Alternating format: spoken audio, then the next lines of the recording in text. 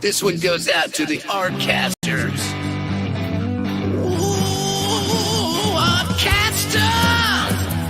I say you're catching your spell, Artcasters. Catching your spell. Ooh, you're gonna cast that spell. Strike a hell. Whoa! Ooh, aye, aye. Aye, aye. Aye, aye.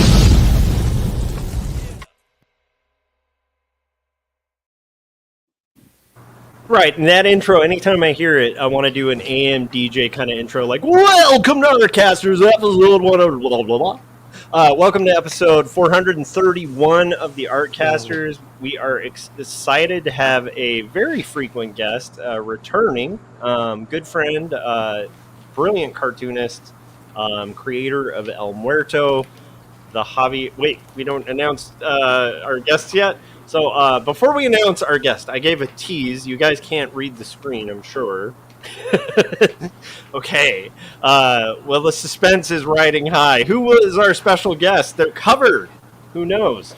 We'll make our rounds and kind of tell you guys where to check us out. Welcome to everybody in the chats. Madrin, Jim, Pepsi Cola, Keeman, Dylan. Hi, welcome, guys. All right, you can find my stuff at joshuakemble.com. You obviously have come to my YouTube channel, so if you haven't yet, subscribe.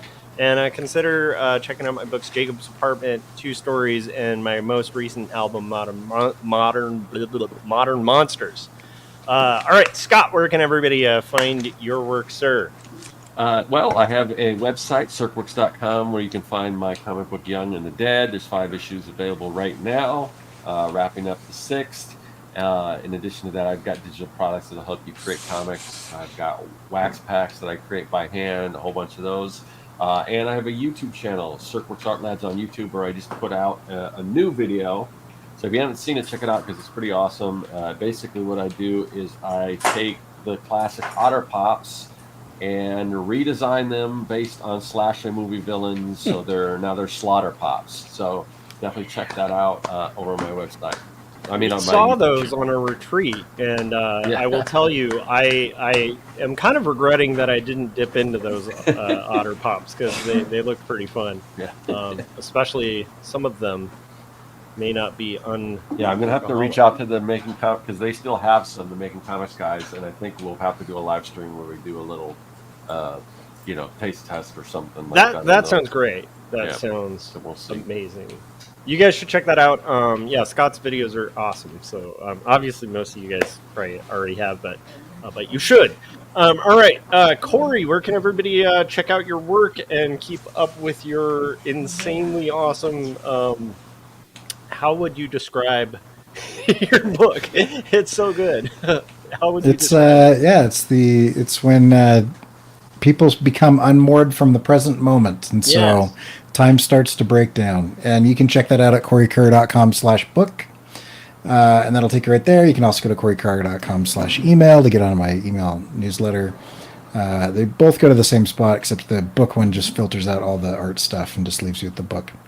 And then I've got a couple illustrations and other things kind of in the pipeline and recently come out, so you can check all that out there on my website or on my email newsletter. Nice. And Dylan said he enjoyed Scott's video. Yes, it is really good. Corey's book is great. Find out what it's like to get unmoored from time when time collapses. Okay.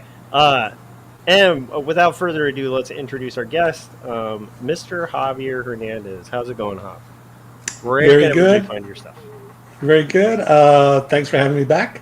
Yeah. I always direct people to my Instagram, Javier Los Comics, COMEX. I mean, that's the thing I'm updating 2-3 times a day, which is the most I've ever done on any website I ever had. So I direct everybody there. Yeah. I love it. There's a link to Javier's Instagram down there. And then most importantly, there's also a link to Javier's Kickstarter, which I'm sure we're going to be getting into. But his most recent Kickstarter, which you guys should go fund.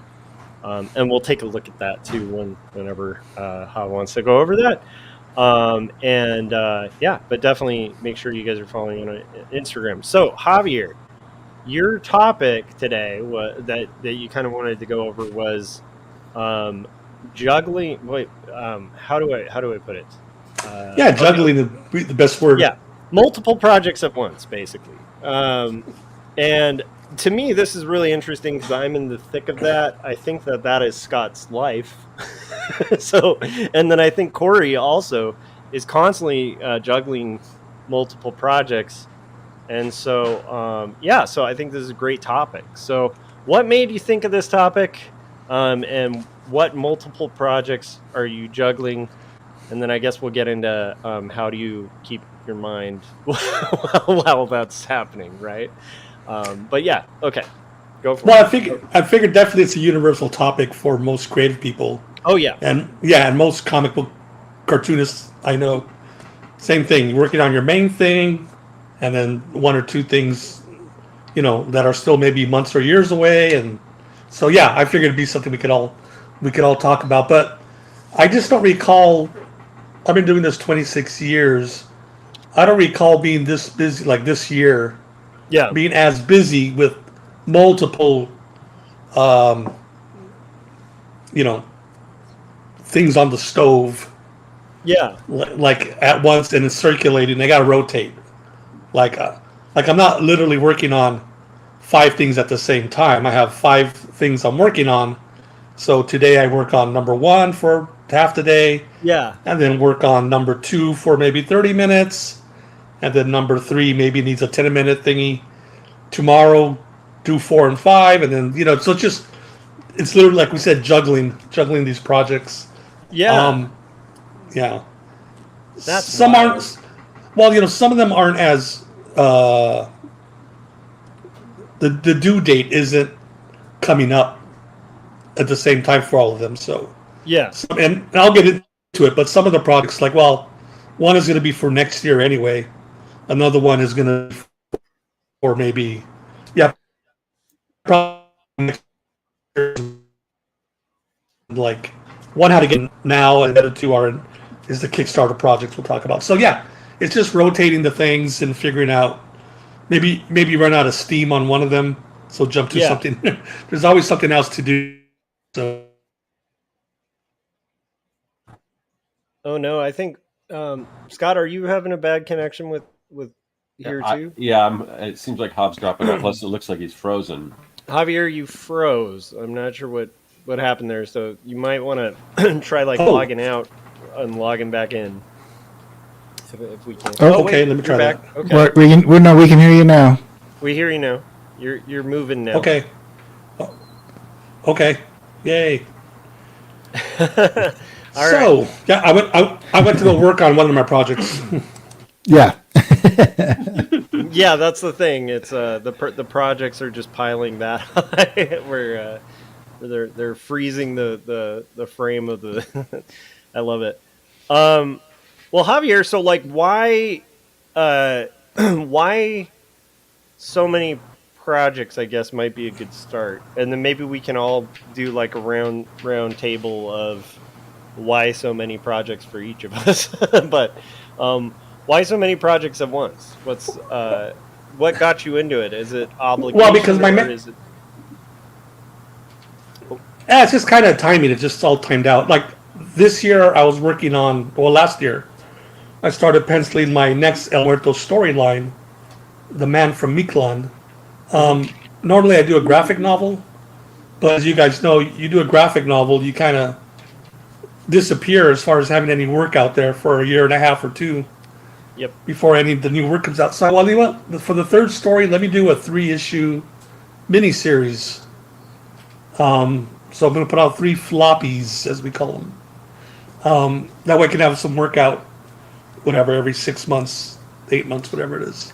Yeah. So I I worked on the 1st issue, and then I knew I was going to do a Kickstarter for it, which already started. So I was working on that, and then I was also working on another book for the Kickstarter, collection of the first 2 graphic novels. I'm losing my voice. So I'm going to also put out a omnibus of Days of the Dead and Casa del Diablo. So the omnibus is, all the work's done because I already did the graphic novels. But what I hate doing is I got to compile them, then I got to renumber everything from 1 to whatever, 260 pages, whatever it is. So the numbering takes a lot of time, numbering each page, but I'd rather have my books numbered because, especially if I have a table of contents, I got to have the corresponding, start of each chapter, whatever. What are you doing to number them? So I work in Illustrator. I don't use InDesign. I never took time to learn it, so I letter in Illustrator and I'll just number it in Illustrator. Just put the number at the bottom. I wonder if that would be worth getting into InDesign. Like you do everything in Illustrator except for the numbering, because InDesign will automatically do that for you. Oh, really? Wow. Yeah. So it's like you just go in there and you say, I want it. It's like a paragraph style. Basically, you go in there and you say, I want it to look like this, and I want it to be here, be this font, be this size, and then it'll just go through, and every time you add a page or move a page around or whatever, it updates that for you. Yeah. Wow. And you could place all of your Illustrator files in InDesign, so you can still work in Illustrator. Right. But then just Another thing to kind of mention with InDesign too is I remember the first iteration of InDesign was much more similar to Quark, where it wasn't very user friendly, and it wasn't as close to the rest of the Adobe suite. But as they've continued, InDesign has become more and more user friendly. So at this point, it's not like a huge jump, because I was intimidated by InDesign, and then I had to do all these catalogs for where I used to work. And if you're doing catalogs, you have to use InDesign, and so I had to kind of crash course teach myself. It wasn't super difficult because of it's so similar to Illustrator and Photoshop in the tools, and it's a lot different than the earlier iterations of InDesign that I think were less accessible. Am I wrong on that, Corey? I feel like it's really simplified. it's still stupid, but once you get used to the way selecting things is weird. Yes. Once you understand that, then the rest of it's pretty. But I literally use Illustrator or Photoshop for everything except for index, table of contents, and page numbers. Anything you can kind of automate is really nice with InDesign, and then everything else. The other thing that's great about InDesign is exporting formatting for book printing. But what you can do is basically design everything outside of InDesign, throw it in there, and then, like Corey was saying, use the automated stuff for just the little things, and then it's great for exporting because you can set everything up for whichever printer you're going through, and you can make your own ebooks for free, which is cool. So. Yeah. Well, that's a big time saver. Yeah, definitely. We'll look into that. Thanks. Hey, why did we just ramble? There's some benefit for being on the show. Hopefully, we saved you some time. No, that could be No, that was a very good. But book formatting is a pain in the butt, and it does take time. That's definitely a thing. So you're having to format the books. You've opted to kind of do these 3 issues. And then you're also dipping into other projects as well, or So my main focus this year was to get that first issue done, and then the omnibus. But earlier in the year, I was tinkering around. I have this comic called The Coma, which I think I debuted in 2011. Yeah, I remember that one. Yeah, just a one shot done in one, black and white, and I've been wanting to color it forever. So I started coloring it in Photoshop, the pages. Let me pull up some of these things, and I think are those some of the ones you sent me? Oh yeah, the color ones, yeah. This is a different thing that we will get to at some point. But let's get into this one, right? Yeah, so that's newly colored, and I think there's 2 more. And so I want. We're not covering it. How about there we go. So I wanted to put out a color edition of that. And again, that'll be next year. There wasn't a big rush. I was just anxious to start coloring to see what it looks like. So I colored about, I have 20 pages done, so I need another, I don't know, 20 or 15. So, but Yeah. I'll get back to that because I was I working really on it like for. the way Yeah. flats look under your inks. Like they just look really nice under your inks, you know? You know what? Years ago, I remember reading online, somebody was saying like, "Oh, I'm done flatting. Now I'm going to color and render." And I'm thinking, wait a minute, there's a step after flatting because I love flat colors. Yeah, we're as you from can the see. same like love in that sense. Yeah, I think it's Right, just right. our era of comics, you know? Yeah, and don't get me wrong, I love textured color. People are so good at it, and it looks great on so many books. Yeah. But yeah, for me, I do the flatting stage and I'm done. Yeah. So Well, it's also fun when I'm looking at a page like this and you're doing a thing that, you know, again, comics of an era I think you and I both really like would do things like this where it's just blue under that guy and that's enough. Like it doesn't need more. And it says enough. I don't know. It's like Dave Stewart has like a million ways of coloring. He's one of my favorite colors. right. But his best stuff's always going to be Hellboy because it's just flat colors, and he lets those work, you know. Whereas his stuff that's all painterly and impressive, it's like I still want to see his Right. flats instead, you know. Yeah, Well, it's the way I draw too. I don't render, yeah, and everything's not photorealistic proportion. yeah, I'm very cartoony. That word we Yes. always use. So I think my coloring totally fits the art style. yeah. So yeah, That's great. so I was coloring that, and I put it aside because I go, well, I got to get back to really working on the Man from Meeklan, the first issue. Yeah, But also I was working on, and you want to show that Ghost Rider again. There's a Golden Age character called the Ghost Rider before the motorcycle Ghost Rider from the 70s. yeah, It was a Golden Age character from I think 1953, and he was a Western hero. I think there's a color image of him. Let's see, because yeah, so that's the classic. That's the classic way he looks in the comics, and he wasn't really supernatural. Like he faked out the villains that he was supernatural. He used like trickery and phosphorus lights yeah, and like paper mache head, like he'd throw it off. So and I love the comics. I have 3 collections of them, but he was never supernatural, right? Like they said he was. So he's a public domain character now, like so many are from the Golden Age. I love And that. you see people all the time do Golden Age heroes. So now I can show the other slide. So I decided, I want to bring him back since he's public domain, retool him a bit, and I gave him a new name, La Venganza, which is Spanish for vengeance or revenge. Nice. Probably vengeance would sound better. So there he is, white-clad Western hero with the white horse. I just changed the mask. That mask right there is like more Day of the Dead style, but I've Yeah. since changed it. Yeah, I've since changed it. Made it a little more ghoulish, more horrific looking. His face. So I worked on that. What I did was I did the layouts. I laid out the story because I don't write myself a script. Yeah, Very rarely will I ever write a script. I go, well, since I'm an artist, I just drew the whole book out really quick in rough draft on 8.5 by 11 paper. It's like a 21-page story, I think, 25 pages. okay. So I'll announce the rest of the news later, but a friend of mine is going to illustrate it. So that's going to be Oh, the cool. script. Um, Yeah.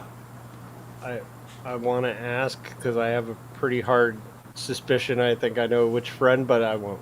I was gonna say Well, don't rhyme with, and that would give it up to. So I wouldn't confirm it because we have to announce that still. yeah, But I'm not drawing this book. that's exciting though. The mystery person will draw it, and but I told him, I go, look, Yeah, this is my layout, and I have the dialogue written in there, scribbled in.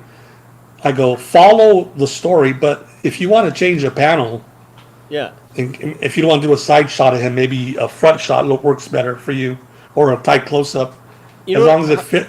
Yeah, Hav, that is a heavenly arrangement for a cartoonist though, because a lot of Yeah. labor does go into that.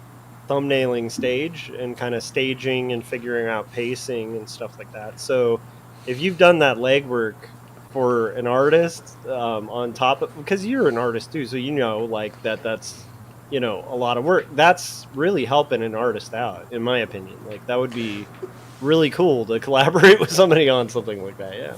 Well, it's also a selfish, lazy thing. I don't want to write a script. Yeah. For me, this just for me, not anybody else. One of the most boring things to me is a comic book script. Yeah. Like I'll read a movie screenplay out of curiosity to see how it changed. But a comic book script, I've never read one. I know they've published books and everything, but but a layout, because I would make myself the layout to draw the final story. So I also think it frees up the artist. Yep. Like when I say it's okay to change things as long as it's still tell the same story in the panel. Yeah. But yeah, just because I drew the guy a far shot when he's on the horse. Yeah. Maybe you want to do a shot of him at the front or whatever you want. Yeah. I'm totally open because I'm working with a great artist myself. There's no need. It's who I think it is. I will say also the neat thing is the aesthetic interests are very similar. You know who it is. Yeah, you know who it is. Yeah. Again, he was very simpatico too. He loves the genre. He loves the idea. That's beautiful. That's so anyway, so good. So I kind of barreled down and did that thumbnail maybe for a month or two. Like, okay, the beautiful thing for me is, okay, that's done. So now I know I can give it to this person, and he'll take weeks or months to do it. Yeah. While I'm working on all these other things, I'm getting my Ghost Rider story done. Yeah. You know what I mean? Like that's so liberating. That is amazing. That sounds magical. Corey, maybe you can chime in on this too, because Corey has been in this dilemma where because Corey's always outputting tons of creative work. He does a lot of animations. He's always got a project going. And he's at this point where his current project is a novel, like a novel. And his issue with it is he finds that it's kind of too... I'm speaking for Corey now, but it's that he's expressed on the show is that he finds it kind of almost like easy to just write a book. And so he feels almost like he needs still that visual creative project because it's like... Corey, I don't know, maybe in your own words you could explain it, Hav, but like the thing you said about like filming a movie versus like animating, where you could just be like, oh, walk over there, and they do, and it's just 5 minutes of filming. You're like, that's 5 months of animation, you know? I don't know, Corey, like, I don't know, like that's anyhow, it's just interesting. I think our mindset as visual creatives, where we're like, yeah, if I'm gonna write, like I want to like write, like draw, write, you know? Yeah. Well, it's funny you mentioned writing because one of the other projects I got, this one just sprang up, in the middle of all this other stuff. Mm-hmm. I was invited to write a story. There's this guy putting together this Kickstarter for indie comic thing, where he gets these iconic creators from the 80s. Here's the lineup: Cerebus, Dave Sim, Mr. Monster, John Sable, Freelance, the Flaming Carrot, Whisper. I know. That's going like, wow, that's cool. That's like a deep cut. Cheese era. Yeah. And a couple other folks, and then they asked me, and then the writer of Luther, what is it? Luther Stroud. Okay. Oh, okay, yeah. I was going to say Luther Vandross, but that's a singer. Luther Vandross would be a really cool comic, though, if it was Luther Vandross. You're the one to do that. Yeah. So he invited me. He goes, "Yeah, I want to get these '80s icons, and then to try to get some modern guys." So I knew him from another project. That's awesome. So he goes, "Javier, would you like to write a prose short story of your character?" And it's funny. So at first in my mind, I go, "No way, I can't write prose." I mean, yeah, I'm a writer, but I write dialogue balloons for my art. Yeah.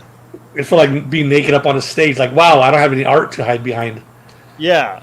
But I had just seen a documentary with Clint Eastwood, and early on in his acting career, he decided to start a production company because he wanted to start directing. And he told his agent, the agent saw, no, that's a bad step, man.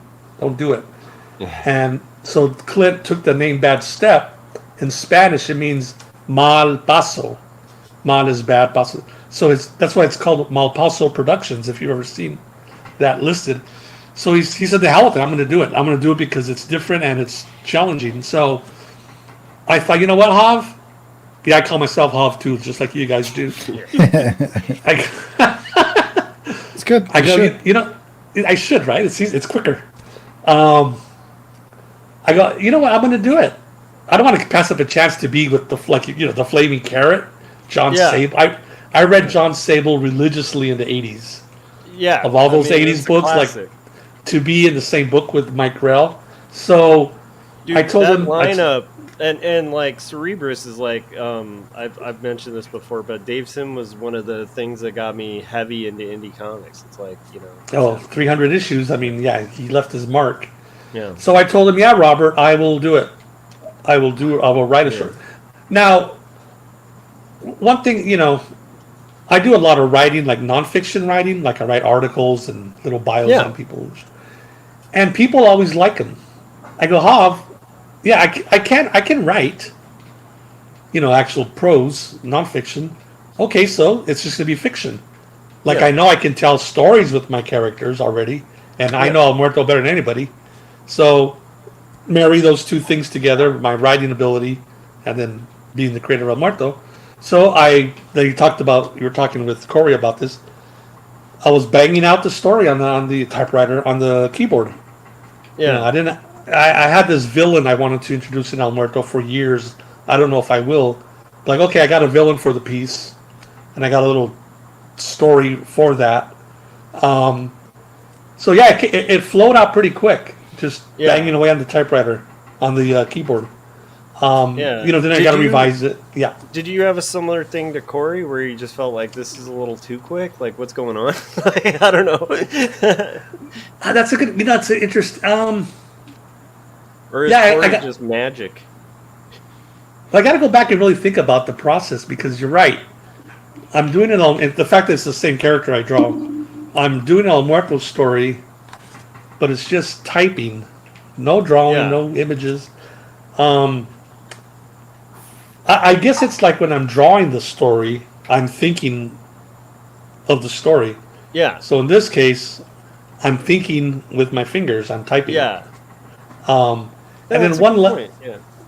I mean, that's how it worked for me. And after I got done with it and I revised it, and I'll probably revise it again.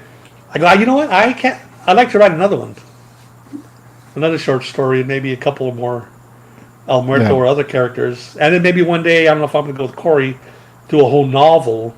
But that'd be a tightrope. That'd be a tightrope act.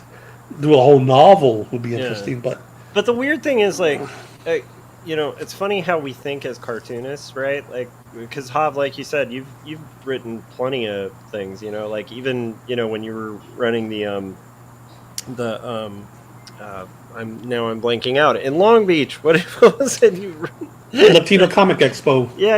It was held at the MOLA for a while, but the Latino Comics Expo. You used to do a lot of copy for that as well, and like writing, and it was great. Yeah, I've been writing copy forever. Right, exactly. And I've seen you write forwards and all sorts of stuff. But it is funny, the cartoonist mindset where it's like, well, a novel, that would take forever. Instead, I'm going to spend a decade doing a graphic novel. Like, the point being, graphic novels are going to take a while too, right? One thing I did like, it's like, I can knock out a short story way quicker than I could knock out a short comic. Yeah. I'm not going to give up comics, but like, that's a nice tool to have in my toolbox now that I know I can do it. That's exciting. Nick Patera that did like the Manhattan Projects and Axe Wielder John and stuff. He was on Ink Pulp, and he was talking to Sean Crystal, and he said the best comic writers are failed artists, and he said it's so much easier to be a writer once you've been an artist.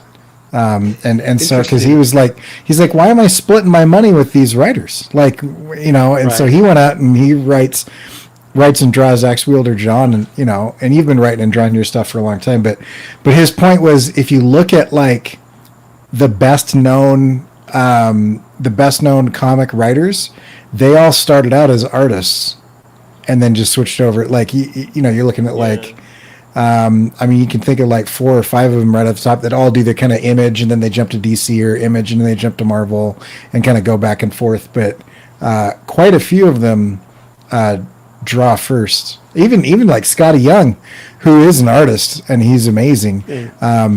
He's writing like 3 or 4 books now. Yeah. It might also just be maybe like the hand pain just finally broke him down. Like, I don't know. Well, I also think like it's not like as a comic book artist you're not telling stories. You know what I mean? Like exactly, yeah. all of the decisions that you have to make visually are still part of the storytelling process, and so you spend years drawing the story. Writing it is not that big of a step removed from that. Yeah. When you're drawing a comic, when you're drawing a panel, you're writing.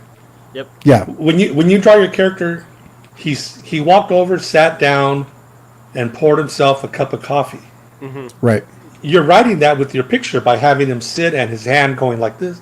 Yeah. You're writing that with drawings. If you're going to write it, then you would write, he walked over to his favorite chair, sat down, leaned back, and poured himself that hot piping cup of coffee. So we are writing. I don't want to start any wars, but like you said, like Corey said, a lot of artists go to write.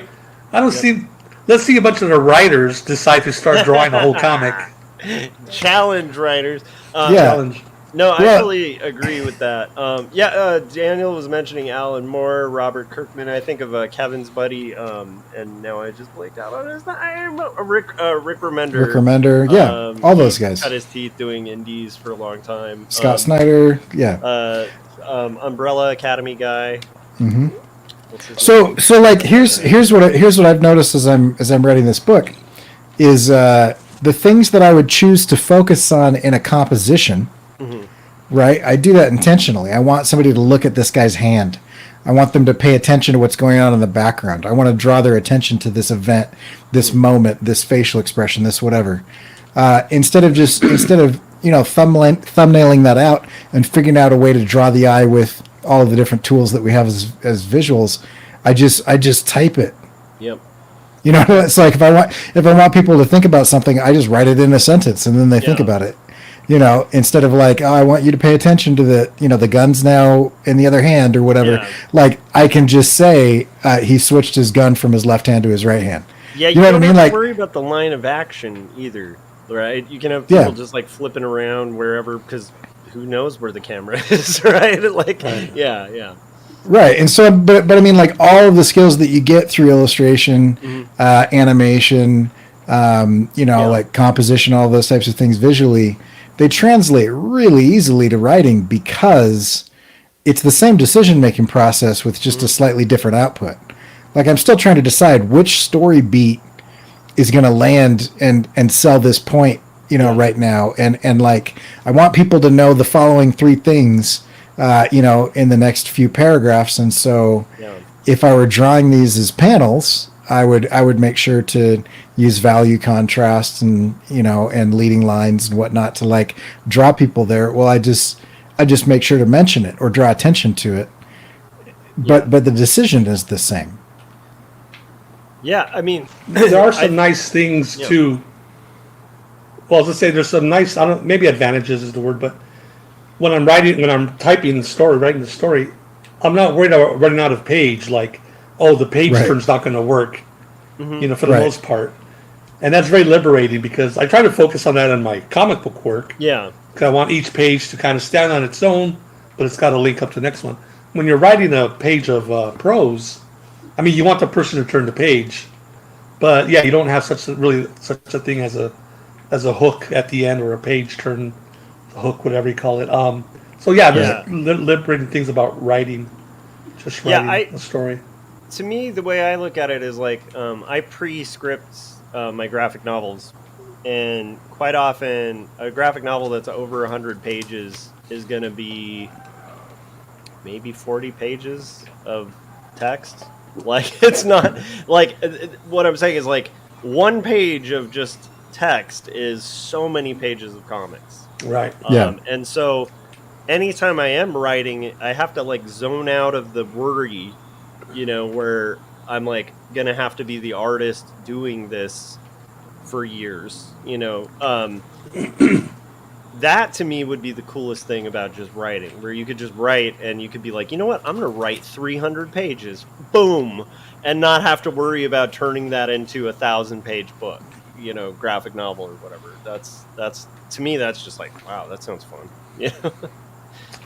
Yeah, but I can see where Corey's coming from, where I'd feel like I was missing something, if that's all. Yeah. Well, to your point, Josh, when I was writing the story, I wasn't worried at all about how it would translate into a comic. Yeah. Yeah. My focus was to make sure. Yeah, it's very nice. But as you're writing, you have to make sure you don't lose the reader, because there's actions going on. Yeah. He's on the roof of the bus. There's a runaway bus, and now Muerto jumps on it. How do you best describe that action? Because you don't want to lose the reader. Yeah. So, and then you want to find the best way to write something. He poured himself a cup of coffee. Like, what? I want to put a little more flourish on that. Like, he relished having that first cup of coffee of the day. So, but that's just a writer thing at that point, which is great. Yeah. And then you start working out those muscles, I guess. I love that. So it was very liberating to write a story. I just can't believe how many irons you have in the fire, Well, that one just kind of can, because we're creatives, Well, then that dropped in my lap. The guy asked me, just a few months ago, and he has a deadline, so I don't want to miss that boat. Yeah.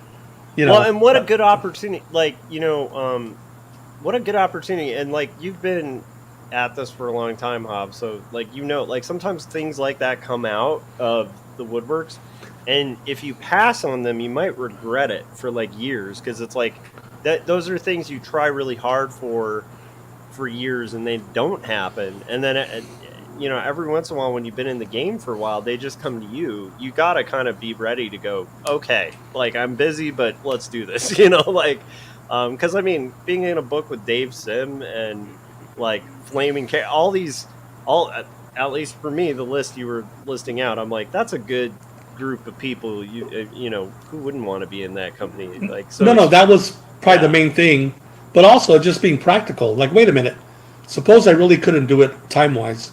Yeah, I could write an El Muerto short story, but then it'd be awkward to publish like a 10-page, 20-page story. Yeah. This way, it's like, no, somebody's going to handle the publishing. Yeah. It's going to be a book with all these other creators. But once I send in the final draft on that story, I'm done. Like the Ghost Rider story I'm working on. I almost said the guy's name. Once he draws it, then I got to get it back. Then I got to letter it. Yes. But this Muerto short story, the minute I write the end, after I revise it, once it's out, that's done. There's no drawing, there's no lettering, there's no editing, there's no coloring. It's just a bunch of words, folks. Yeah. So many reasons I didn't want to pass this up. But mostly, I mean, if you look at the cover art, I think I sent you the picture of the Kickstarter. The guy, I forgot the artist, but he drew El Muerto with flaming carrot, concrete, Mr. Monster. It's like, wow, there's little Muerto with all these iconic, 80s guys. Well, I mean, he is one of the iconic self-published comic characters, you know what I mean? He just is one of the most iconic, like, creator-owned, from, I can't say anything. You got there, Hop. Okay, so Jim Lujan wants to know if Luther Vandross is your secret artist, and then he said, "I do." Oh well, he already knows the answer, so I don't have to answer it. Thanks, Jim. You got me off the hook. You guys, this is an exclusive for Artcasters. Is that Luther Vandross is the secret artist? Oh my gosh. Notice that Javi has not confirmed or denied what we just claimed about. Exactly.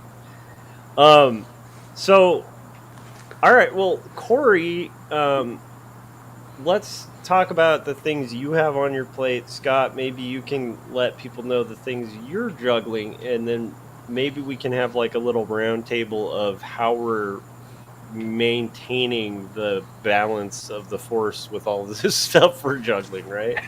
Corey, what about you? What are you juggling right now? Is it maintaining balance, or is it that guy that's on the tightrope that always looks like he's about to fall off? I feel like, there's the dude that's got the pole and he's just like and then there's the guy that's just like, oh, hey, yeah. And I feel like I'm the second one, so I don't know if maintaining balance is good, but yeah. So I've got Heart of Eternity, right? And those are kind of a series of vignettes or short stories that are stringing together into a story. Yeah. I'm going to be doing more kind of like t-shirt designs, and then I've been playing with something that I'm not ready to talk about, but it's a it'll be something. Yeah, and it'll be both. It's probably a comic, possibly an animation. I'm not sure which one yet. Is it written by Luther Vandross, Corey? Yes. Okay. Yes, it is. I don't know who that is, but yeah. Anyway, yeah. So I got those things going on, and then and then work and family, and I'm building things in my back. So like I just finished like redoing all the benches in my sauna, and then I'm gonna build like a big like permanent like wooden fortress thing for the kids to play on, and all those types of things. And then I don't know, I got to like earn enough money to pay rent, stuff like that. So yeah, those are those. I don't know. What I find is I'm not great at balancing all of that as much as I am. I can block out time, right? Yeah. And so it's like during this block of time, this is what I'm doing. Yeah.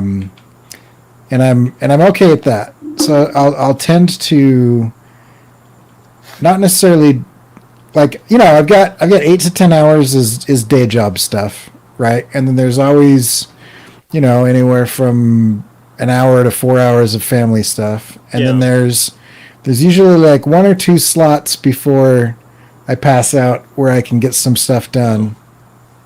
And that's, I'll slot one of those things in there, and it's kind of whichever one needs to move forward, or whichever one I have the most momentum on, or whichever one is like urgent, So sometimes it's like just straight up like triage, where you're just like, all right, which patient needs to be treated, Yeah.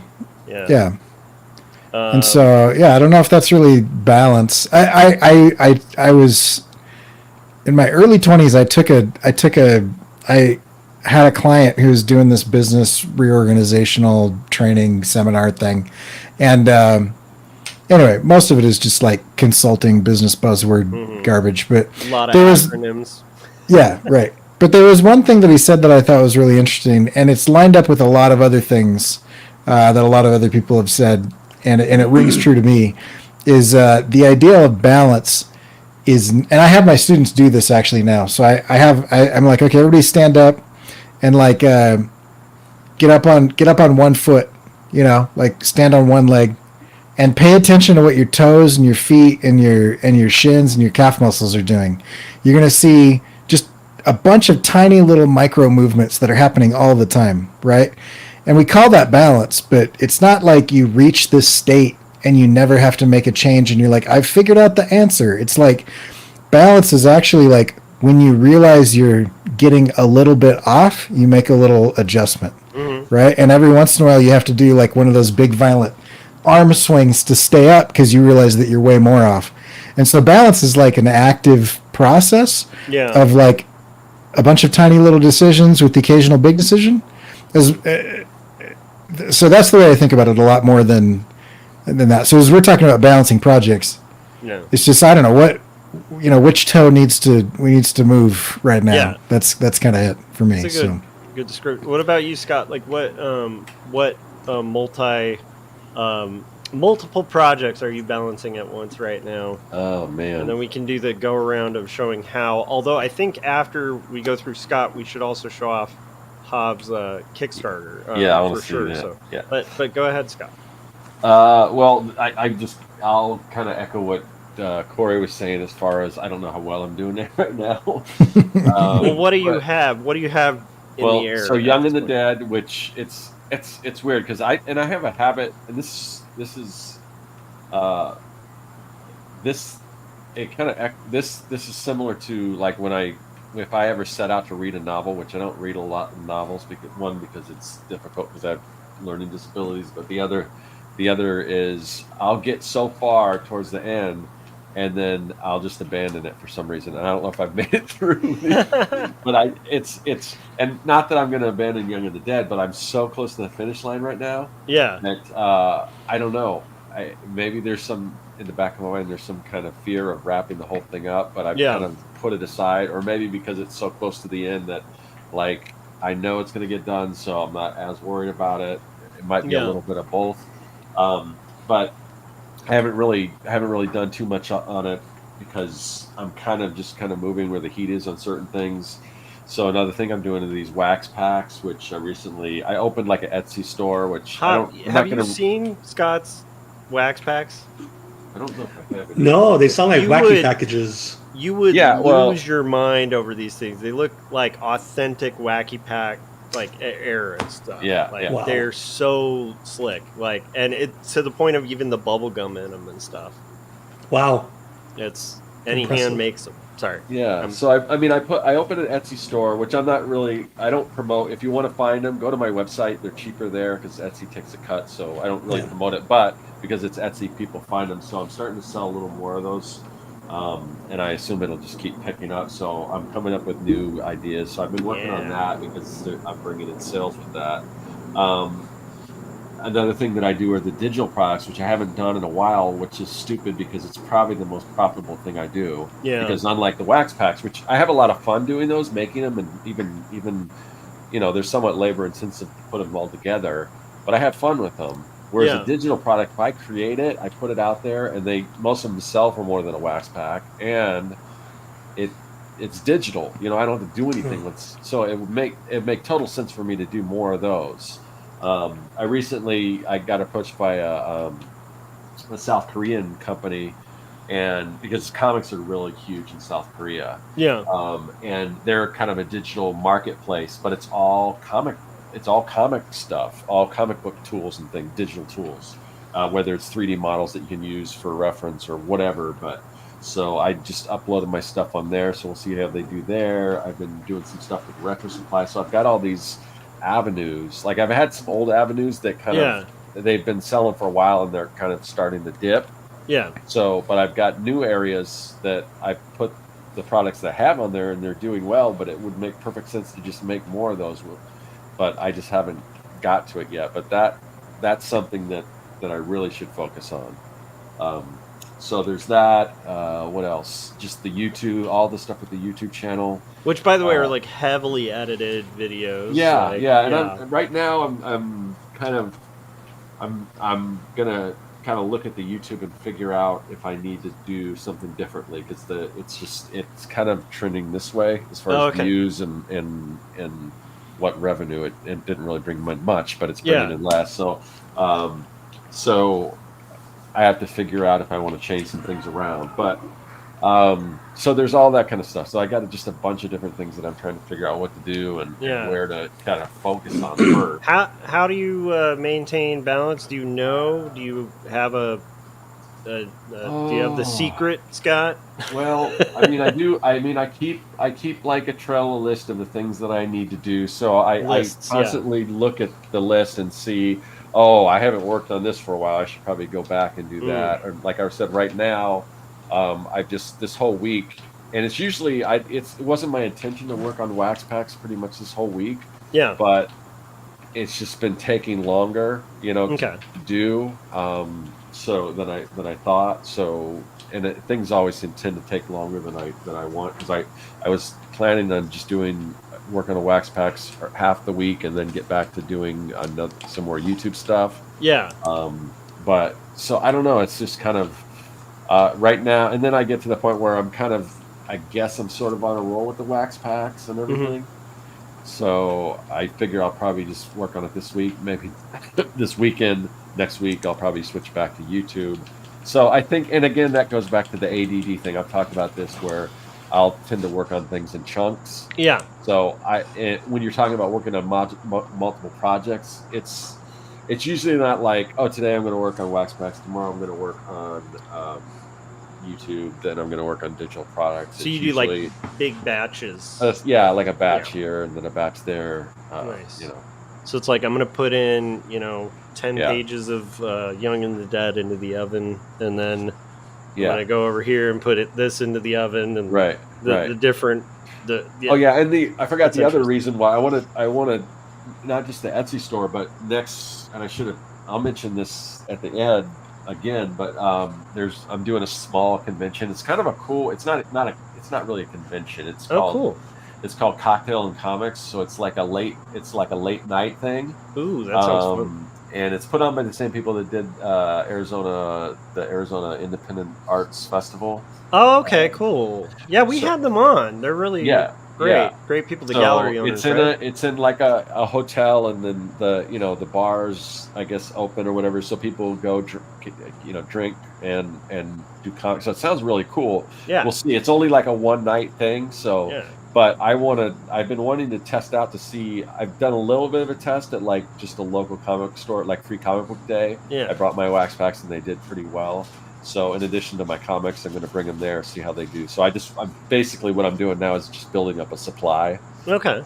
So yeah, that's kind of what I've been doing this week. But yeah. Wow. Okay. Well, you're juggling a lot. It sounds like a lot of your methods of dealing with it are kind of similar to Corey, like triaging a bit. Also batching, kind of like splitting the projects, so you're not like multitasking so much as like doing little chunks of big projects like at a time, but chunks, not and certain like things come up. It's triage is a great word, because like with that South Korean marketplace that I've been working with. I just got an email saying they were going to run a promotion, and I totally dropped the ball. They sent me something, and I went and got approved for it, and then I totally forgot about it.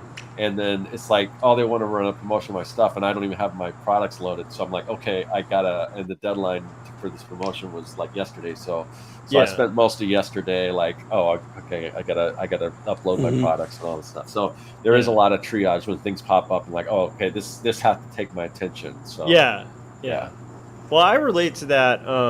The stuff I'll go through my list, and then I want to know Hav's secret to balancing all his stuff too after this, and we got to go through his Kickstarter. So the stuff I'm balancing right now, honestly, this topic is perfect because I am failing, and I think I'm always failing at it, and I think that's actually might be part of the secret of it.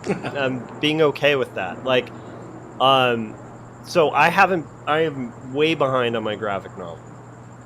Like probably about a month behind where I need to be. And that's partially because, and I already talked to Hav about this, but, I've told most people, but I just took on a union position at a high school as an art teacher. And that whole process, because that's a huge thing and it's important for our family and stuff like that, kind of delayed a lot of other stuff because I've had to do curriculum and lesson plans and then also I'm juggling stupid things that I probably shouldn't be doing, but I'm an artist, so I have to be doing these things. So I'm making albums and of music, and I'm making art outside of that for clients and stuff like that, especially a lot of stuff for No Starch Press lately. And like it's kind of a triage situation for me where I have to be kind of okay with taking, for instance, like it's like mortgage needs to be paid. Well, of course I'm going to have to take the freelance thing for No Starch, which is fun. It's like drawing a robot for money. Cool. But that means I have to shift my comic a little bit. And, these things just kind of happen. So for me, what I've been trying to do is be like water about things, but that can be hard when unexpected things come up, like you get sick for a couple days or something, and then the whole thing collapses. Or in Corey's case, where you have to watch your kids for like alone for a weekend. or whatever it is that like kind of comes up. It's like these things are going to shift and flow in life. And so I feel like I used to have an illusion that like there was a mastery of it, but I personally, like, the older I get, the more I'm starting to realize like half the trick is just being chill and picking a thing and trying to make the best choice, and then don't beat yourself up over the choice you make, because you've got to choose something. Yeah.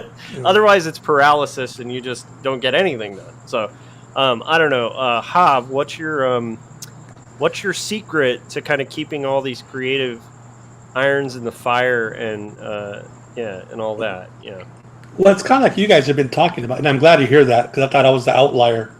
4 or 5 things at one time for me. Like, the priority was the Man from Meeklon issue #1, because it starts with the date. I know I wanted to start the Kickstarter September 1st, so I had to have the majority of that issue done, as well as the omnibus. Yeah. So that took the priority throughout the year. I love that. Let's pull that up real quick, just so people can see while you are explaining. And then, sure. Well. Oh, somebody else already just contributed. Perfect. And then, like, that short story just dropped in my lap. So, okay, that was a deadline. They needed it by a certain time. So I had to get that done. And then the Ghost Rider thing, I got that done a while ago. The Coma, I told you I'm going to put that on the side, because I don't need that till next year. Or I don't want it till next year. So it's just prioritizing things based on which one has the actual drop dead deadline to get done. And then the other things just come in. And then also, too, I don't do I'm not organized. I'm not like Monday, Wednesday, Friday is for El Muerto.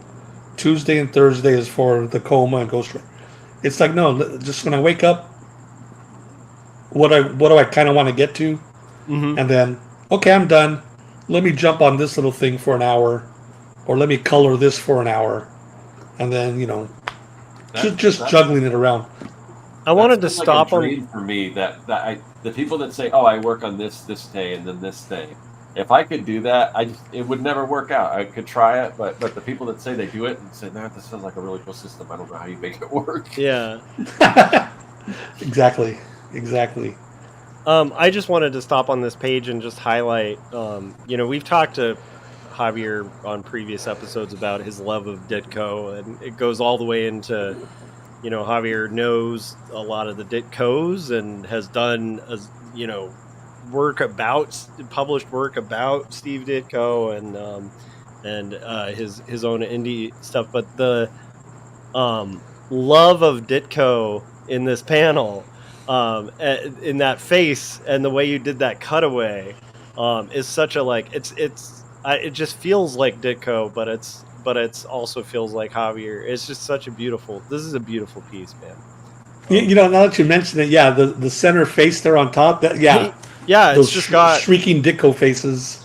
Yeah, it's just got that vibe, but it's still so much yours. And then also just that cutaway is just this is a stunning. Yeah, this is. Thank you. You always make stunning work, but really cool. Okay. Should we go through real quick?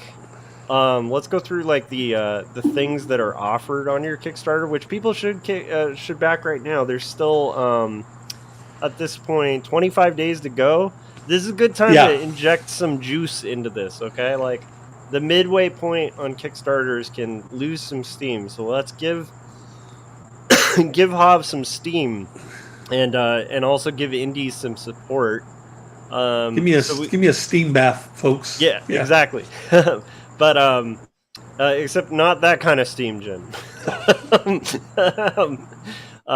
Jim has a good question too for Hav. But let's go through so it looks like you have an early bird, which is Man from Meeklon, and the duology, which is the 2 books where you get Hav, do you want to go through that?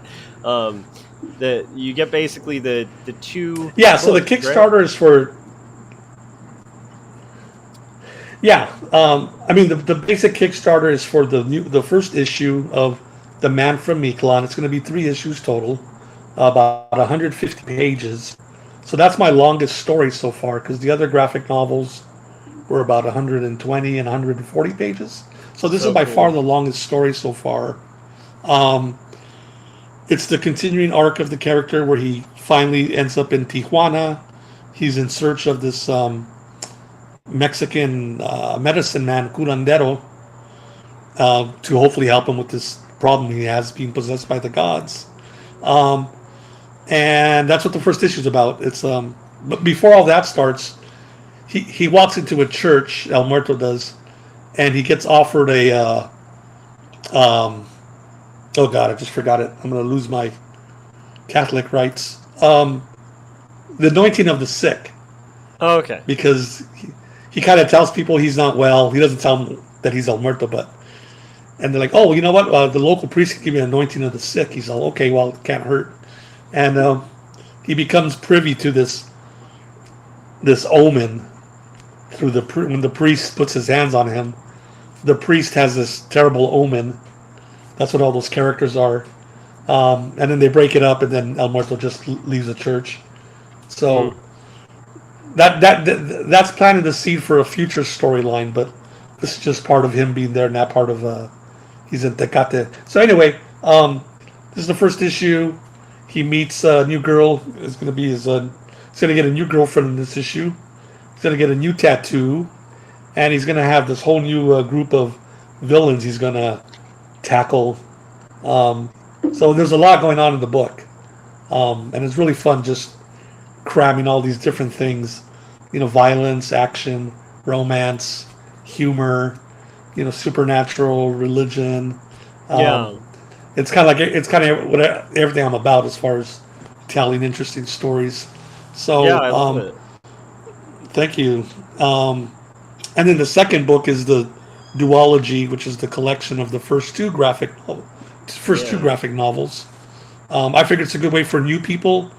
They can get the duology, read the first two stories, and then read the first part of the new story. So various rewards. There's the comic book you can get for $11, includes shipping. It's like a 56-page comic. There's a duology combo. We can get the comic and the duology omnibus. And there's 25 early. Yeah. If you guys are similar, even if you have Hov's first two graphic novels, I'm getting the duology one just because I constantly will have times where I'll meet somebody who's curious about books, and I love having an extra copy of my friend's stuff, so I can be like, oh, check it out, you should check out Hov's stuff. So it doesn't hurt to have more copies. So I'm just throwing that out there because that's a pretty good deal too. That price is really good. So anyhow. Continue. And the cover on the duology, if you can show the cover, it's not by me. It's a friend of mine, Valeria Ontiveros.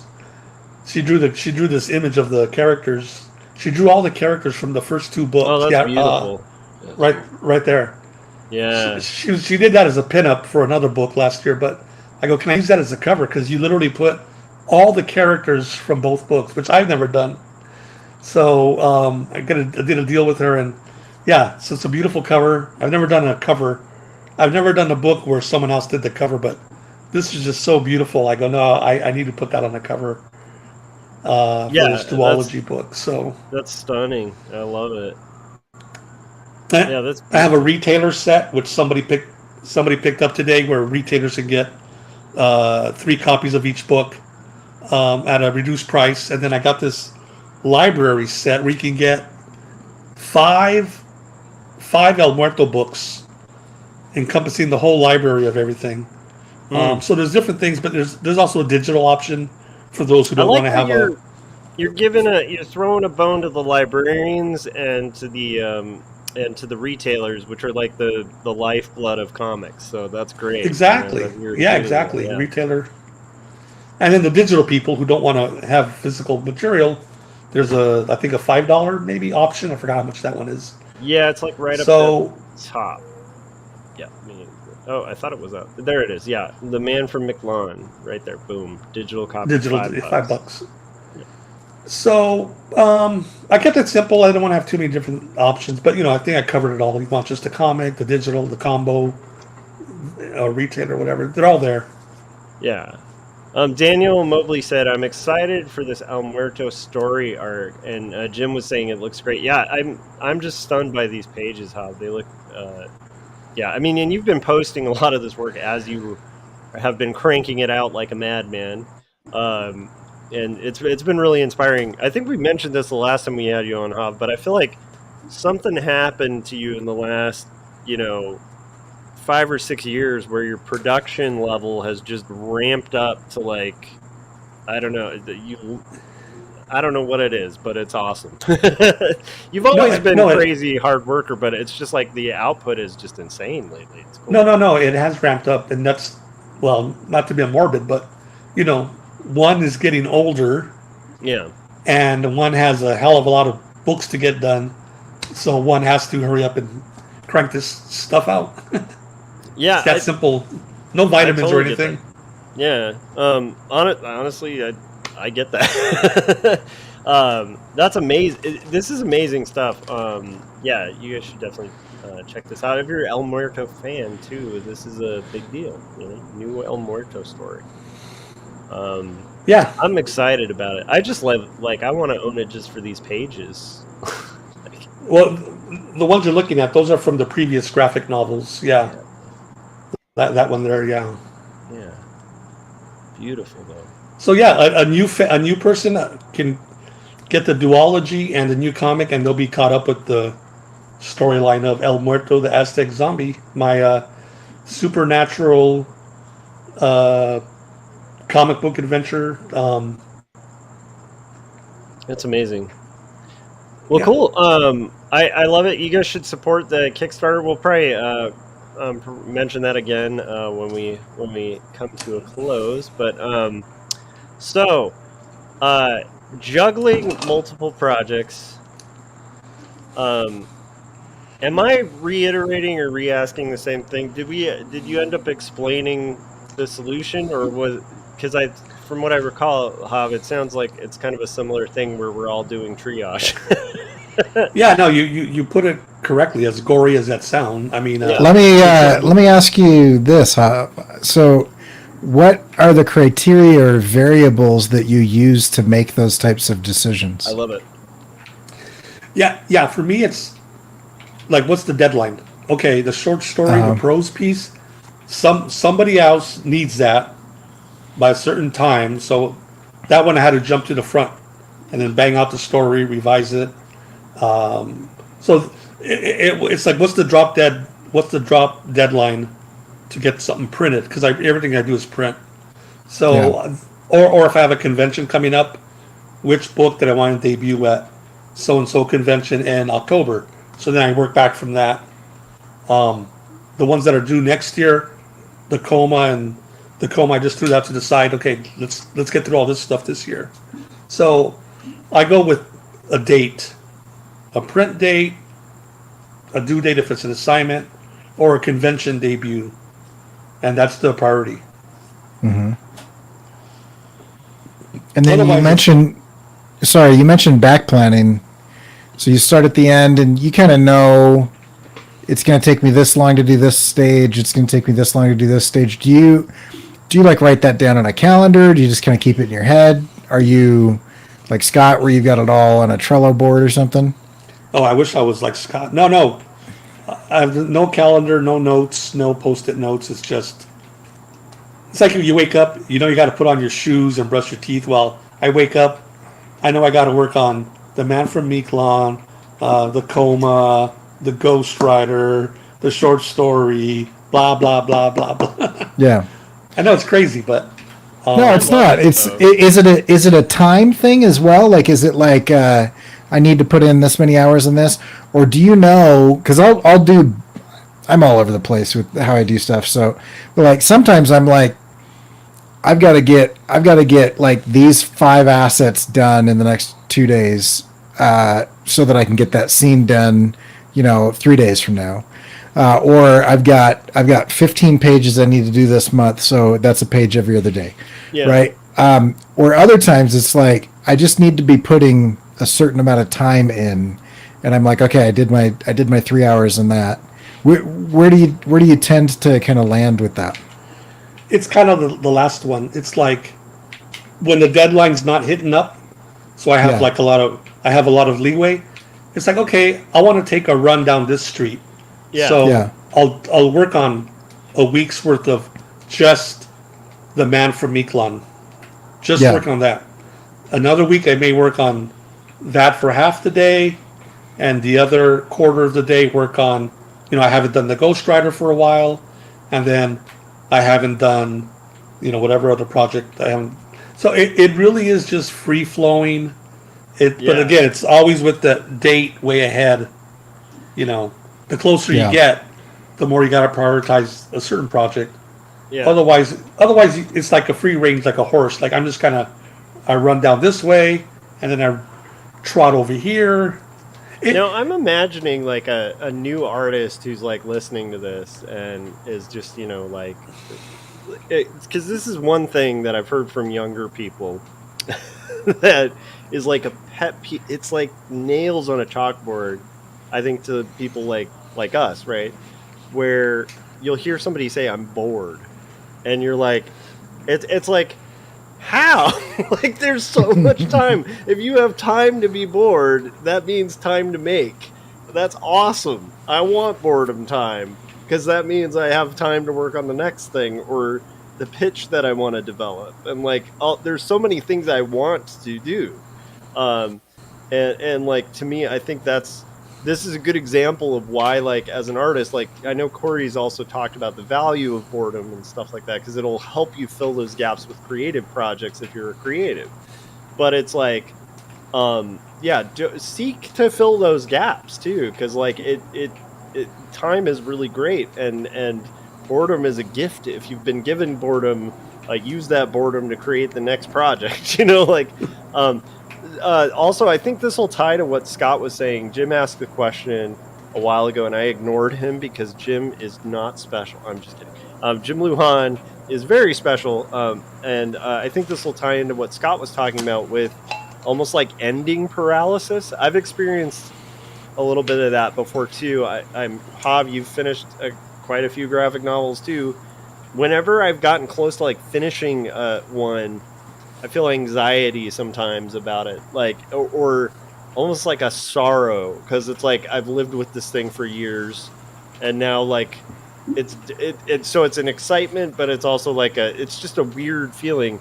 So that being said, let's ask Jim's question, and then Hav, you take it away. It says, Q for Hav, how well do you maintain focus? Can I change the screen so it doesn't cover us every time we pull it up? Yeah. Corey, do you know how to do that? It's under brand. Okay, I'm boomering right now. Hold on, let me see if I can find it.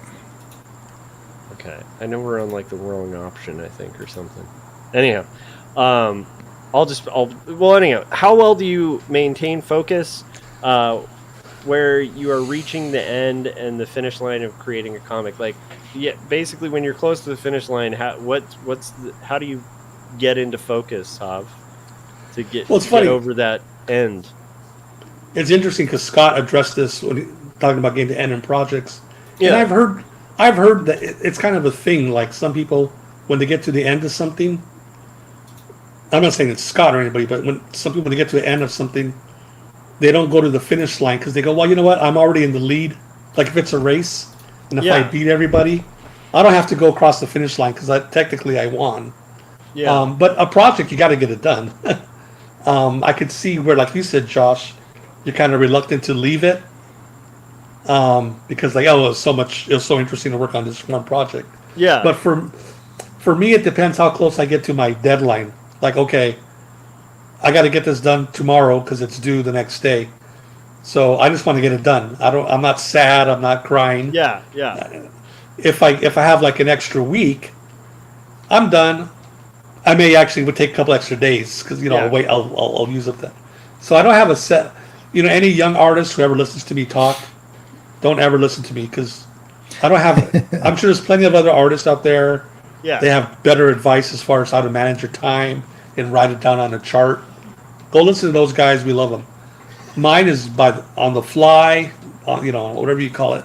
But I get them done. And like with El Muerto, because it's like a 9 or 10 volume graphic novel series. When I get one done, I'm not sad to leave the character because I'm going to be picking them up again whenever I Yeah. start the next book. So that basically, you finishing that marathon is not really a marathon. It's like a leg of the marathon, because it's like It's you've a got leg. you're doing one of those crazy like Utah runs where it's like out in like 50 different terrains, you know. Yeah. The only advice I'd give a young artist, if you're young, please start your 10 graphic novel series when you're young at your age, when you're True. 25 or something. I started this pretty late, so I'll be, I get a lot of inspiration when I look at the old artists like Ditko, Joe Kubert. They Yeah. literally die on the drawing board in their 80s and 90s. Yep. That's going to be me, George not to get everybody Harriman else died sad. on the drawing board. That's why I got a tat of Crazy Cat on my arm. It's a reminder of what it is to be a cartoonist. Yeah. Yeah. If you got to go with the smile. Yeah, I love that. That's also really great advice, because like the one thing I've noticed teaching high school art is how much potential these kids have, and it reminds me of when I was first exposed to like Adrian Tomine stuff, and it was like these little books, Optic Nerve, and this is like before he had deals or anything, and he was like the cool kid, and he was literally in high school, like when he was publishing the first Optic Wow. Nerves, and I'm like, that drives me mad that I wasn't doing that in high school. It's like I could have. I loved comics. It's just I was halted by the like perfection scare of like, oh no, Right, but what right. if it's not everything I love and admire? And it's like, either way, your first comic is not going to be everything you love and admire. Might as well start, yeah. Yeah, so great advice, Hav. I love that. I like being the old guy now, being this productive and looking at the young people like, well, what the hell are you doing? Yeah, I know. Playing You're video throwing the games? gauntlet. Playing video games? Yeah. Yep. That's the thing, though. Like, there's this like fine line between consumption and creation, and it's a battle we're all fighting as creatives. It's like, how much do we want to make, and how much do we want to just consume? And I like, the older I get, the more that becomes a really clear thing, where you're like, oh, like I see the struggle here. I'm trying to do something positive, and all these things that are kind of withdrawals are separating me from the thing that's like a collecting or acquiring something. You know what also you know what also drives me is Yeah. you mentioned like getting stuff done. I go, what I want to leave behind, Yes. and that's the basic answer to why I'm doing what I'm doing right now. Growing gray by the second, working on 4 or 5 things at once, because all that stuff, once I'm gone, as sad as that is, guys, Yeah. that stuff will be out there somewhere somehow, and that's your legacy. So Yes. I'm not to get all, whatever, but I'm at the point of my life where I'm looking at what's going to be my legacy, Yeah. and hopefully, plenty of more years, of course. I'm guessing there's going to be quite a few more years, but and I shouldn't have said a few. Quite a few. Ooh, a few more. than That a few. hurt. I know. I'm kidding. That's I know. scary. But my point is, I think you'll be around for a long while.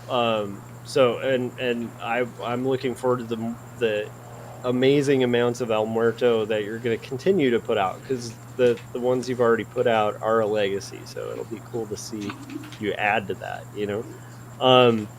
Honestly, I'm driven by a similar thing. There's, I think Corey can talk about his and Scott after too. But it's like, for me, the thing that drives me to continue, like in comics, is a good example, because comics are not, paying my mortgage, and I don't think most cartoonists are like wealthy off of comics. I think Hav and I both know a couple that, yeah, that's their thing, and that is paying their mortgage. But I think in general, most of us are doing this out of passion, not for money. And for me, it's just, it's a similar thing. Like I don't like the idea of just filling landfills with junk. Oh, we lost Hav. Uh-oh. Let's see, what did he say there? Oh, okay, he'll be back. But Yeah, so I don't like the idea of filling junk piles. That's basically it. And if I'm going to fill junk piles, I want it to be with my own work of junk. But I do want to leave something that's adding rather than subtracting, and that goes to that consumption thing. I don't know, Corey. What's your drive to like keep being creative, and put out creative work? Yeah, I mean, part of it is, like limited things are valuable, and so, if we were immortal, then we wouldn't care about the passage of time or wasting a day or whatever. But because we have a limited amount of time, like, am I going to look back and regret, not watching more TV or regret, whatever? It's going to be no. I'm gonna regret, not making more stuff or whatever. So I mean, that's one of the biggest things, for me is, that type of idea of just, what are you going to leave behind, like Hav said. Yeah. But then the other thing is, I think a bit of a self-medicating thing. Like, I just feel better creating. Like, I enjoy it. I don't, like, I'm not interested. Like, weirdly in, enough, sometimes there's not a why, right? Like, it's just kind of, it needs to happen. Yeah, and and I don't want to. I'm not interested in numbing myself in killing time, and I'd like. I'd actually like to do stuff that, that makes me feel good rather than mask. It's like when you go to the doctor and you're like, this thing is going on. They're like, I can give you this pain medication that will hide it. And I'm like, what? But what is it? Like, can you're we like, fix I want it? the fix, not the fix, but the fix. What I mean? Yeah, I'd like the solution. I mean, oftentimes the solution to this stuff is creation rather than consumption. And so, if you spend your life consuming things, what have you done? You've enriched the billionaires and whatever. But I mean, if you spend your life creating, even if not a single other person ever looks at it, like you've put positive force into the world. You've, there's the like feedback loop that you get yourself, and then you always have the possibility of like enriching somebody else's life, or those types of things. And so and at least you fought. You know what I mean? Right? Like, because that's the other thing is like making creative work is fighting, and it's like at least you fought. You didn't give up. You kept going, which is I think worthy. Scott, what about you? Like, what? I feel like we're about to jump into the Braveheart speech. Yeah, Scott, what drives you? You may live for a time. Yeah, what? Are us brave cartoonists? Scott, what drives you to kind of keep with comics amid all the craziness and making your own stuff? What do you think drives you mostly to do it? Oh, geez. I mean, part of it is just, I don't know. I can't not do it. I don't know. It's, I don't know. It's just the love of it, or just the enjoyment I get out of it. Part of it is I guess legacy, putting something out in the world, whether's, and I don't, I'm not up any kind of delusions that, my name will go on, but I do believe that, I can put something out there that may affect somebody else, and it's kind of, it continues on, whether the YouTube videos, maybe I inspire somebody to create, maybe I inspire somebody to create an awesome work, and that type of thing, putting things out there, whether mine, anything might, whether people remember me or not, but knowing that I had an impact, and well, let me that gives me an idea of how we can kind of tie a bow on this, and also tie it back to the Kickstarter, which is, if you look at this logo that is on Javier's comic here, El Muerto, right? How did that logo come about, Jav? The painting. That logo? Oh, which logo? The logo, El Muerto? The logo or the black and white? The black and white. Oh, the black and white painting? Mm-hmm. The corner box art. Mm-hmm. Oh, Yeah, okay. I didn't paint that. I know. That's not my art. That's a friend of mine, I guess. He's a friend now. George Sportelli. God, I hope I didn't mess up his name. I was at a convention a few months ago, local here in Whittier, and he was sitting across from me. He knew I was going to be there. He comes up to me, gives me this little painting. I don't know, it's like a foot by 8 inches, maybe, or bigger. He goes, here. He painted that black and white drawing of El Muerto. And it's like, wow, what a beautiful gift, beautiful painting. So when I was putting together the comic, I love the old Marvel Comics corner boxes. Yeah, and it totally feels like that. Yeah. I go, because I usually do them on my comics. Yeah. And I go, oh, George's picture would look perfect in there, in that corner. And it's just a different type of look. So I messaged him, hey, George, may I put your artwork on my 3 issues in the corner box? You'll get a credit on the inside of the book, of course. So he said, yeah. So please do. So, yeah, I'm glad you spotlighted it, because that's what it's there for. Well, let me also explain why I spotlighted it, because you were talking about leaving a legacy, and you've left a legacy to the point where you can be at a convention and somebody's presenting you digital like paintings of your original character because you've had that much of an impact. And then the other cover, on here that we were talking about was also like somebody who was so impacted by your work that they made it, right? That's huge. And right. So I'm just pointing out that like Hav is currently leaving a legacy. I know for me, like with I think it was after 2 stories came out. Initially, I didn't think the sales numbers were that great, and that they ended up actually picking up and being pretty good for an indie book. But this was in the peak of that, like, you just release a book, you've spent like that. I spent years on, and I was like, oh man, everybody's, this is gonna have some kind of impact. And I remember having one of those creator low moments, right? And then I opened my email, and there's a dude who was suicidal who told me he was considering suicide, and then read that book, and it changed his mind because he felt less alone. And I was like, well, if it doesn't sell another copy, that feels like it was worthwhile, right? It's amazing. These things will happen when you guys are doing comics. I'm not saying it's always that. I don't get that all the time. That was abnormal and very special. But my point is, you never know who you're impacting or the legacy you're leaving behind, even if it just sells 1 copy, right? Which at that time, that's kind of what it felt like. Luckily, it's not. But you know what I mean? Like we've all had that low as well in the past, where your numbers aren't matching up or whatever. But you never know who's picking up your work, who's gonna make your work into a movie, like in Javier's case, right?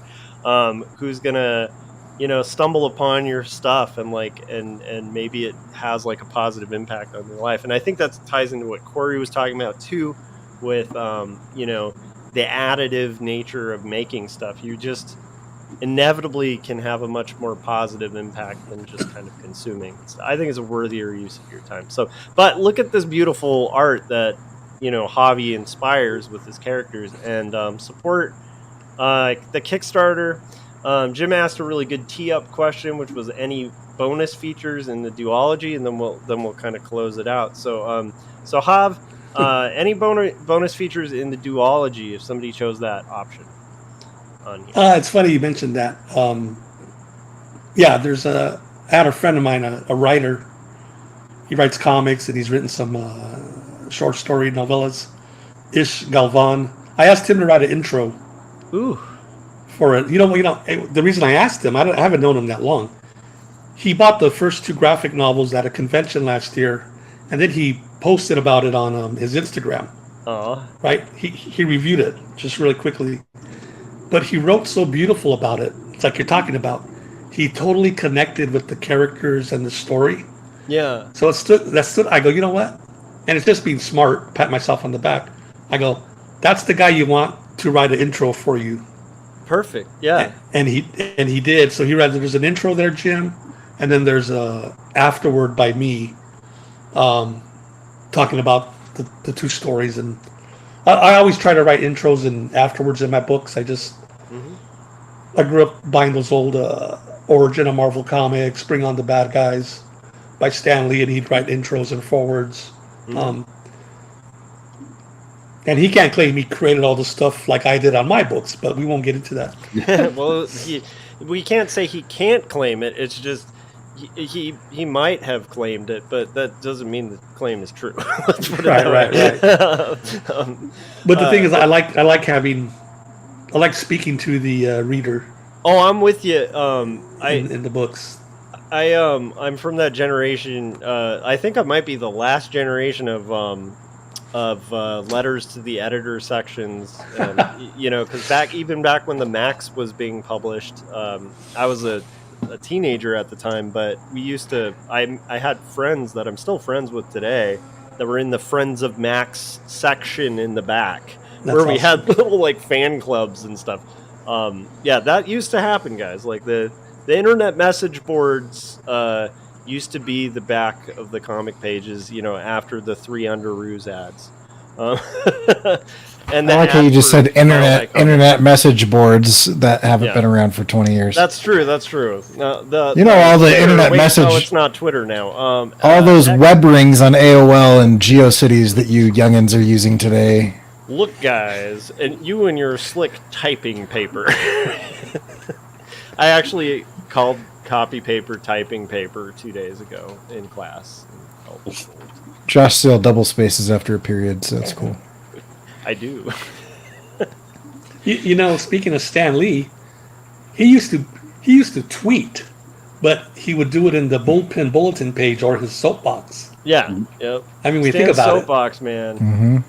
That the fantasy that Stan painted of what the bullpen was, I think probably turned a lot of us to cartooning. Like, because that was always like that. I mean, we all had that fantasy of like, you know, it'll be everybody's like staying up late and working on comics, and I'll look over there and they'll be creating characters, and you know, Stan Lee will be in the corner going Excelsior. Yeah. Okay. Speaking of Excelsior and except this time, okay, a lot of you guys might back Stan Lee. Back someone who created their character. Here, Javier. Oops. Oh, sorry. No. Check out Javier's stuff. The Man from Miquelon. It's a brand new El Muerto adventure. If you're smart, I would take advantage of these decent prices, especially if you don't have those first 2 El Muerto books. It's really good prices. If you're a librarian out there, we love you. And there's a librarian package. You're a retailer, there's a retail package. Let's support indie comics, guys. All right, Jav, we already talked before this. We'll have to have you back to talk teaching, because I know you've taught comics for a long time, and I mean, Corey obviously has been teaching for a long time. Scott has taught and mentored, so it's it would be a fun topic, you know. Hey, Josh, I bit my tongue the whole episode. Whenever you kind of mentioned teaching, I go, no, I don't want to get started. We'll definitely do it on that episode because there's so much to talk about. Yeah, it's funny. Just in our messages back and forth, we were getting all psyched about it because it's such a meaningful thing to do. So, so we will definitely have. Oh, go ahead. I have to say this though. You're talking about legacy in comics. Mm-hmm. I'll just say really quick. I've been teaching almost as long, and there's a legacy in that. Like from one semester, like I had on my Instagram. Look it up, guys. Not right now, but fans, look it up. I got a little card from a student. I said a fan. I had him last semester. He came back this semester, and the card got misplaced, but he gave it to me today. It was a thank you card for last semester, and it's so beautiful. He drew the cover and everything. It's like, so you guys know this. You impact these young students in ways you don't even know. It's amazing. And you know, I teach because I love teaching. But all this extra stuff of they thank you, they tell you, their parents tell you how much it meant. Like, wow, you can't even think of that stuff when you start teaching because that's not what it's about. Yeah, but and whenever those moments happen, you know, be prepared to get real hit in the gut. Yeah, because it's like it's that I have never. I think the first time I got like a hand-drawn like thank you thing from the student. I got like teary-eyed. So that'll be a good topic, guys. I think it'll be exciting to kind of get into that. But Hav, thank you for joining us. Thank you. Yeah, make sure you guys back the Kickstarter, and we'll make the rounds and kind of close out. So we'll start with Javier. Javier, where can everybody find you outside of the Kickstarter now that they've all backed El Muerto? Just go to my Instagram, Javier Los Comics. You can see the note from the student. You can see my daily post, and I got links on there for my other stuff. So Instagram's always my number one go-to. So thanks for having me, guys. Conversation is always stellar. Thanks. Awesome. It's always fun, Hav. And Hav and I go way back. Like, man. Let's put it this way. Like, Kevin and I, when we first started hanging out, we met at a zine fest. And then both of us, after the zine fest, ended up kind of meeting and hanging out a lot more because we were both listening to Javiland. This is years ago as podcasts, and we would hop on and talk with Hav on air, and then Kevin and I were like, we should do a podcast. But it was all kind of inspired by this guy right here. So anyhow, that's good stuff. All right, Corey, where can everybody find your stuff and check out books about time collapsing? Yeah, if you want to find out why it's important to punch babies and old people, then go check out my book. I am serializing it for free, a chapter at a time. I've got 11 chapters out. You can go to CoreyKerr.com/book and read that. Subscribe there. I've also got illustrations, and if you sign up for the email newsletter, you'll get a free 4-page comic where Captain Ahab resurrects a bunch of people from literature and arms a narwhal with some lodestone, so you can go see what's going on with that as well. I'm excited about that. Okay, I'll close out next, and then I'll let Scott bring us to the finish. So, I'm Joshua Kemble. If you haven't yet, support Hav's work first. But if you're in the mood for some like super slice of life indie fun, you can pick up Jacob's Apartment. Bookstores everywhere. It's if you took Ghost World and Fun Home and put it in a blender and you like that flavor, you might like this book. Doomed romance about two young adults whose dreams interweave with reality.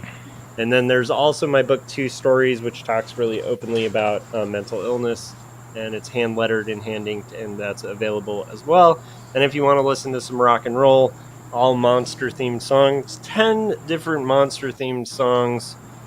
Check out Modern Monsters by Joshua Kemble on Spotify, or any of my 4 other albums, or 3 other albums, soon to be 4 other albums. All right, Scott, where can everybody? I'm thirsty for Otter Pops. Where would I go if I wanted to see an interesting version of Otter Pops for adults? Yeah, for that, you can go to my YouTube channel, Circworks Art Labs on YouTube, where I turn Otter Pops into Slaughter Pops, basing those classic level Otter characters on kind of reimagining them as slasher movie villains like Freddy Krueger and Jason Voorhees and Michael Myers and all that stuff. Super fun video. Go check it out if you haven't already. Also, I have a website, Circworks.com, where you can find my comic book Young and the Dead, digital products for making comics, and my wax packs that I'm doing a lot of. It actually has some new ones coming out, so keep a lookout for those. And other than that, this show, the Artcasters, we do this show pretty much every single week.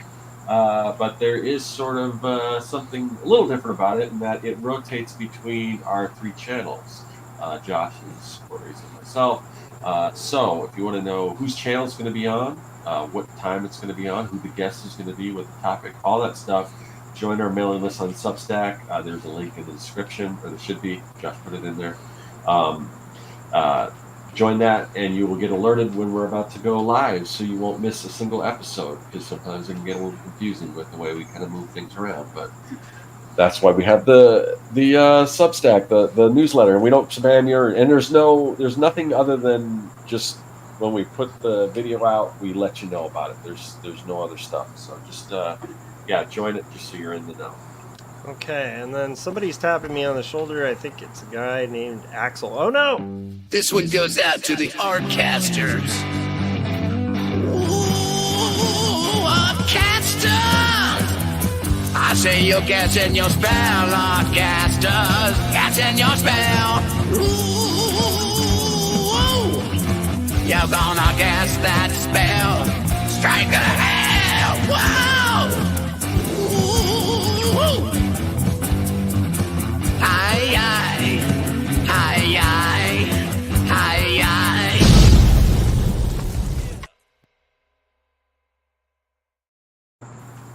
All right, thanks to everybody in the chats. Thanks again, Hav. You guys have a good night. Good night. Good night.